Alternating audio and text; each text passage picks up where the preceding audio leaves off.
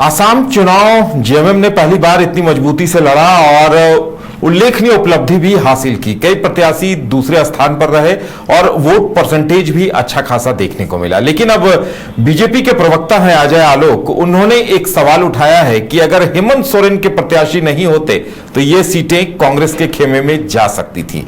उन्होंने कहीं ना कहीं ये बताने की कोशिश की है कि भाई कांग्रेस की बड़ी हार हुई है तो उसमें कहीं ना कहीं हेमंत सोरेन का भी योगदान रहा है। अब इसके मायने क्या है, इसे समझने की कोशिश करेंगे। हमारे साथ हमारे वरिष्ठ सहयोगी राकेश रंजन जी हैं।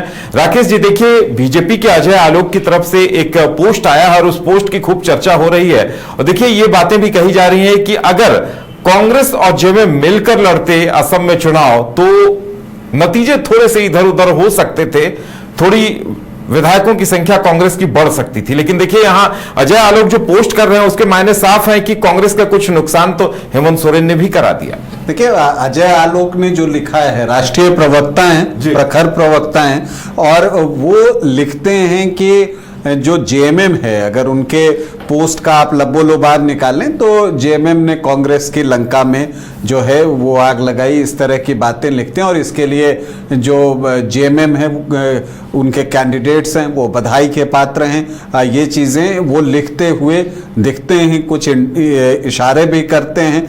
लेकिन हमें ये देखना होगा कि जिन 16 सीटों पर जेएमएम चुनाव लड़ रहा था, क्या वहां पर वाकई में जेएमएम के वोट अगर कांग्रेस के वोट के साथ जुड़ जाते, मतलब कि अगर कांग्रेस और जेएमएम का गठबंधन होता या जेएमएम वहां नहीं होता, तो वैसी परिस्थिति में अगर हम ये मान के चलें कि जो जेएमएम को वोट मिले वो सारे के सारे जो है वो कांग्रेस में चले जाते, तब क्या कोई परिणाम बदलता इन 16 सीटों पर?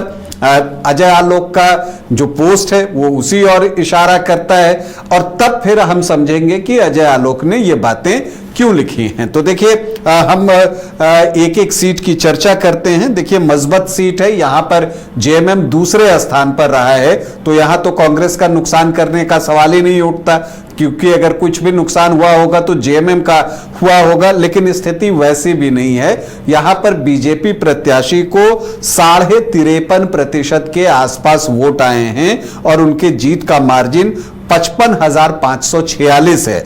अब यहां पर जो जेएमएम की प्रत्याशी प्रीति रेखा बारला दूसरे स्थान पर रही हैं, उनको 29,172 वोट आए हैं, मतलब 18.5% के आसपास। और कांग्रेस जो तीसरे स्थान पर है उसको लगभग 15% से थोड़ा कम ही वोट आया है। तो अगर आप इसको जोड़ भी दें तो ये 33-34% के आसपास पहुंचेगा, 33-33%। और बीजेपी के वोट कितने हैं? 53.5%। यहां पर दरअसल बीओपीएफ एनडीए के कैंडिडेट थे, बोडोलैंड पीपुल्स फ्रंट के कैंडिडेट थे चरण बोरो। तो यहां पर एनडीए को जीत में कोई परेशानी जो है वो मजबूत में नहीं होती अगर जेएमएम और कांग्रेस मिलकर चुनाव लड़ रहे होते, तब भी, क्योंकि बीजेपी का वोट प्रतिशत 50% से ज्यादा है। दूसरी सीट गोसाईगांव, यहां पर भी जेएमएम दूसरे स्थान पर रहा। फ्रेडरिक हांसदा यहां पर उनके उम्मीदवार थे और यहां पर बीजेपी को 44.35% वोट मिले थे। तो इसलिए हमें जेएमएम के साथ साथ कांग्रेस के वोट भी देखने होंगे। तो अगर आप यहां पर देखें तो फ्रेडरिक हांसदा को 21,417 वोट आए हैं, तो कांग्रेस को 15,128। तो दोनों के वोट अगर आप जोड़ें तो 36,545 वोट होते हैं। और बीजेपी को कितना वोट आया है? 44,394। तो कहने का मतलब कि अगर हम जेएमएम और कांग्रेस के वोट को यहां भी जोड़ दें तब भी वो जो बोडोलैंड पीपुल्स फ्रंट के जो प्रत्याशी हैं संभ्रम बासुमतारी, उससे कम ही है, क्योंकि संभ्रम बासुमतारी को 44,394 वोट आए हैं और जेएमएम और कांग्रेस को मिलाकर 36,545। मतलब इस सीट पर भी परिणाम नहीं बदलता। इस सीट पर परिणाम तब बदल सकता था जब यूपीपीएल के जो कैंडिडेट थे उनके वोट भी इधर जुड़ जाते, क्योंकि उनको 17,431 वोट आए हैं, 17.41% वोट। लेकिन यूपीपीएल स्वतंत्र रूप से इस बार असम में चुनाव लड़ रहा था। पिछली बार वो एनडीए के साथ था 2021 में, लेकिन इस बार उसने जो है सीट शेयरिंग में उनके मत के अनुसार जब उनको सीट नहीं मिला तो वो अकेले चुनाव लड़ रहे थे। तो यहां पर भी अगर आप देखें तो गोसाईगांव में भी परिणाम नहीं बदलता। अगर जेएमएम कांग्रेस साथ मिलकर लड़ते या जेएमएम चुनाव नहीं लड़ रहा होता तब भी। भेरगांव में देखिए तो यहां पर भी बीजेपी का जो वोट है वो 50% से ज्यादा है, और जब 50% से ज्यादा वोट हो तो बाकी पार्टियां एक तरफ सारी पार्टियां भी हो जाएं तो परिणाम नहीं बदल सकता। यहां पर प्रभात दास पनिका थे जेएमएम के, जो तीसरे स्थान पर थे, और कांग्रेस तो यहां चौथे स्थान पर थी। यहां पर तो अगर आप कांग्रेस और जेएमएम के वोट को जोड़ें तो 16.46% जेएमएम को और कांग्रेस को 6.19%। तो यहां पर अगर आप देखें तो 23% से थोड़ा कम ही वोट जो है वो जेएमएम और कांग्रेस को मिलाकर आया है, जबकि जो बोडो पीपल्स फ्रंट के प्रत्याशी हैं उनको 50% से ज्यादा वोट आए हैं, और यहां पर दूसरे स्थान पर यूपीपीएल रहा है। तो अगर उसके भी वोट जुड़ जाए तब भी यहां पर परिणाम नहीं बदलता। तो इन 3 सीटों पर बोडो पीपल्स फ्रंट और कांग्रेस और जेएमएम के बीच मुकाबला हुआ, और इन तीनों ही सीटों पर परिणाम नहीं बदलता अगर जेएमएम और कांग्रेस मिलकर चुनाव लड़ते या जेएमएम असम का चुनाव नहीं लड़ रहा होता तब भी। अब हम देखते हैं कि बीजेपी के साथ जो बाकी 13 सीटों पर मुकाबला था, जहां पर जेएमएम चुनाव लड़ रहा था, वहां की स्थिति क्या है। बरचल्ला की बात करें तो बरचल्ला में बीजेपी को 53.15% वोट आए हैं, मतलब 50% से ज्यादा। तो फिर यहां पर बाकी पार्टियां सारी जुड़ जाएं, 8 प्रत्याशी थे तो बाकी 7 के वोट भी अगर आप जोड़ लीजिए, नोटा भी जोड़ लीजिए, तब भी जो है ये सीट बीजेपी को ही जाती। रंगापारा की सीट है, यहां पर बीजेपी को 56% से ज्यादा वोट मिले हैं। तो यहां पर जेएमएम को लगभग 14% और कांग्रेस को 26.22%। तो दोनों के वोट जोड़ दीजिए तो लगभग 40% के आसपास आते हैं, और बीजेपी के वोट जो हैं वो 56.33% हैं। मतलब यहां पर भी परिणाम नहीं बदलता। इसके बाद विश्वनाथ सीट पर आइए तो बीजेपी को यहां भी 50% से ज्यादा वोट मिले हैं, 52.73% वोट, और यहां पर जेएमएम के तिहारू गौर को 7.77 और कांग्रेस को 36.72।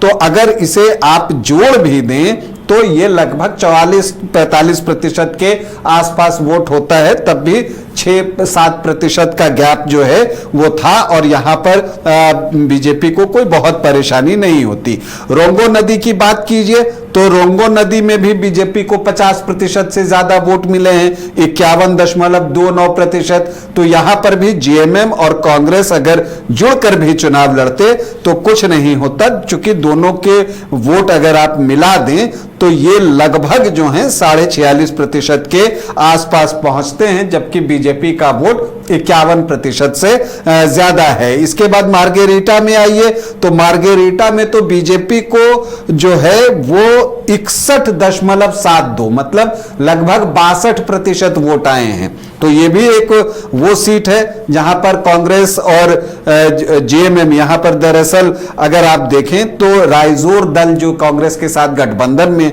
था वो चुनाव लड़ रहा था। तो राइजोर दल और जेएमएम के वोट आप जोड़ दीजिए तो भी मार्गेरिटा के परिणाम पर कोई असर नहीं पड़ता, ये सीट बीजेपी के पास ही रहती। फिर आता है दिग्बोई सीट की बात। दिग्बोई में बीजेपी को 56.27% वोट मिले हैं, और यहां पर राइजोर दल और जेएमएम के भरत नायक के वोट अगर आप जोड़ दें तब भी आप देखिएगा कि ये 38% के आसपास ही पहुंचता है, जबकि बीजेपी के वोट 56% से ज्यादा हैं। तो दिग्बोई में भी परिणाम नहीं बदलता, बीजेपी ही चुनाव जीतता। दुलियाजन की बात कर लीजिए, यहां पर बीजेपी को 49.81 मतलब कि लगभग 50% वोट आए हैं। कांग्रेस ने यहां अच्छी फाइट दी है, 42.5% वोट है, और जेएमएम के जो है 5.5 35.85 मतलब 6% से थोड़ा कम है। तो यहां पर एक क्लोज फाइट होता जरूर, लेकिन जीत जो है अंततः बीजेपी को ही मिल जाती। वो 1,500-2 हजार वोट से यहां पर बीजेपी की ही बढ़त रहती अगर कांग्रेस और जेएमएम मिलकर भी चुनाव लड़ते तब, क्योंकि यहां 3 ही कैंडिडेट चुनावी मैदान में भी थे। इसके अलावा तिंगखोंग की बात कर लीजिए तो यहां बीजेपी के बिमल बोरा को 61% से ज्यादा वोट आए हैं, कांग्रेस को 27.5 और जेएमएम को जो है 9.25% वोट आए हैं। तो मतलब लगभग 37-37.5% के आसपास वोट हैं और बीजेपी के 61%। तो कोई रिजल्ट में जो है फर्क नहीं आता। तो तिंगखोंग की सीट तब भी बीजेपी को ही जाती अगर जेएमएम कांग्रेस मिलकर चुनाव लड़ते या जेएमएम असम चुनाव नहीं लड़ता तब भी। नहरकटिया की बात अगर कीजिए तो यहां पर तो बीजेपी को 70% से ज्यादा वोट आए हैं, 70.5% वोट। तो ऐसी परिस्थिति में जेएमएम और कांग्रेस के वोट जोड़िए, यहां जेएमएम तीसरे स्थान पर है तो वो लगभग 26.5% होता है। मतलब कांग्रेस और जेएमएम के वोट 26.5% और बीजेपी अकेले के वोट 70.5%। तो एक बड़े मार्जिन से तब भी जो है यहां पर तरंगा गोगोई जो है बीजेपी के वो चुनाव जीत जाते। सोनारी सीट पर बात कीजिए तो यहां बीजेपी के धर्मेश्वर कुंवर को 52% से ज्यादा वोट मिले हैं, मतलब 50% से ज्यादा। तो कांग्रेस के 35.27% और जेएमएम के बलदेव तेली के 10.14% को अगर आप जोड़ भी दें तो ये 36% से थोड़ा कम ही रह जाता, जबकि धर्मेश्वर कुंवर को 52% से ज्यादा वोट आए हैं। मतलब ये है कि सोनारी सीट अगर दोनों मिलकर भी लड़ते जेएमएम कांग्रेस तब भी बीजेपी के पास ही रहती। खुंताई सीट अगर आप देखिए तो मृणाल सैकिया बीजेपी प्रत्याशी को 62.43% वोट आए हैं। मतलब यहां पर भी कांग्रेस और जेएमएम के साथ मिलकर लड़ने से कुछ नहीं होता। हालांकि यहां पर कांग्रेस की कद्दावर नेत्री रोजलीना तिर्की चुनाव लड़ रही थी, लेकिन उनको भी 22.5% से थोड़ा कम ही वोट आया है और जेएमएम को जो है वो 12.25% के आसपास जो है वो वोट आया है। तो अगर आप देखें तो ये 35-36% के आसपास जो है वोट होता, जबकि मृणाल सैकिया को 62.5% वोट आया है। अब आखिरी सीट सारू पथार की भी बात कर लेते हैं तो यहां पर जो बीजेपी के विश्वजीत फूकन हैं उनको लगभग 64% वोट आया है, 63.87। और यहां पर असम जातीय परिषद को 26.69% और जेएमएम के साहिल मुंडा को 7.86% वोट आए हैं। तो लगभग ये भी 35% के आसपास दोनों का योग आता। तब भी वैसी परिस्थिति में बीजेपी के विश्वजीत फूकन आराम से बड़ी मार्जिन से चुनाव जीत जाते। तो ये दिखता है कि 16 की 16 सीटें ये बता रही हैं कि अगर कांग्रेस और जेएमएम का गठबंधन भी होता तब भी यहां पर एनडीए को रोकना मुश्किल था। इस गठबंधन के लिए जो शुरू की 3 सीटें मजबत गोसाईगांव और भेरगांव में आप बोडोलैंड पीपुल्स फ्रंट को नहीं हरा पाते और बाकी 13 सीटों पर बीजेपी को शिकस्त जो है वो नहीं दे पाते। तो ये चीजें जो है स्पष्ट तौर पर जो है वो दिखती हैं और ये दिखती हैं कि बीजेपी जो है इस बार वहां एक वेव था बीजेपी का, 90 सीटों पर बीजेपी ने चुनाव लड़ा है और 82 सीटें सिर्फ बीजेपी को मिली हैं। तो बीजेपी को पहली बार असम में अकेले बहुमत मिल गया है और गठबंधन के साथ जो है 126 सीटों में 102। तो ये आंधी थी बीजेपी की और इसमें अगर कांग्रेस और जेएमएम मिलकर भी चुनाव लड़ा होता तो परिणाम बदलता नहीं, ये दिख रहा है। आंकड़े कम से कम यही बता रहे हैं। तो अब सवाल उठता है कि अजय आलोक ने इस तरह का पोस्ट फिर क्यों किया और जेएमएम के नेताओं को बधाई क्यों दी चुनाव लड़ने के लिए। तो देखिए, मुझे लगता है कि प्रवक्ता जो होते हैं कि वो कई बार जो है सामने वाले गठबंधन को डिस्टर्ब करने के इरादे से भी इस तरह के बयान देते हैं। जैसे आपने बिहार में देखा, जो सत्ता परिवर्तन हुआ तो उसके बाद से जो इंडिया ब्लॉक की पार्टियां हैं उनको नीतीश कुमार के प्रति कितना प्रेम जगा है, जो कि शुरुआत में उन्होंने क्या क्या बातें कही थी जब दूसरी बार नीतीश कुमार मुख्यमंत्री बने थे, लेकिन अब देखिए उनके प्रति प्यार जगा है। तो वो वहां पर जो है एक डिफरेंस पैदा करना चाहते हैं गठबंधन सहयोगी के बीच। मुझे लगता है कि अजय आलोक का भी जो ये पोस्ट है उसी संदर्भ में है कि दोनों गठबंधन के बीच और गैप हो, और जेएमएम जो है, जो कांग्रेस है वो सोचे कि हम जेएमएम की वजह से हार गए, या आम जनता के बीच ये मैसेज जाए और समर्थक उस तरह से उन चीजों को लें। लेकिन आंकड़े बिल्कुल साफ बता रहे हैं कि जेएमएम कांग्रेस साथ मिलकर लड़ते या जेएमएम असम चुनाव नहीं लड़ता, तब भी इन 16 सीटों पर परिणाम वही रहता जो कि आया है। चलिए, तो ये फैक्ट है जो आंकड़े के नजरिए से समझा जा सकता है कि अगर इस तरह की बातें सामने आ रही हैं तो वाकई में परिणाम में कोई असर नहीं पड़ता। लेकिन इतनी बात तो जरूर है कि जब गठबंधन में सहयोगी थे तो अगर साथ साथ होते तो कुछ और बेहतर हो सकता था। घर रहने का मकान भर नहीं, ये खुशियों की तिजोरी है। दरवाजे पर दस्तक देता पड़ोस, खिड़कियों से उमड़ आता आसमां, तारों में उलझी ऐसी ना जाने कितनी दास्तां।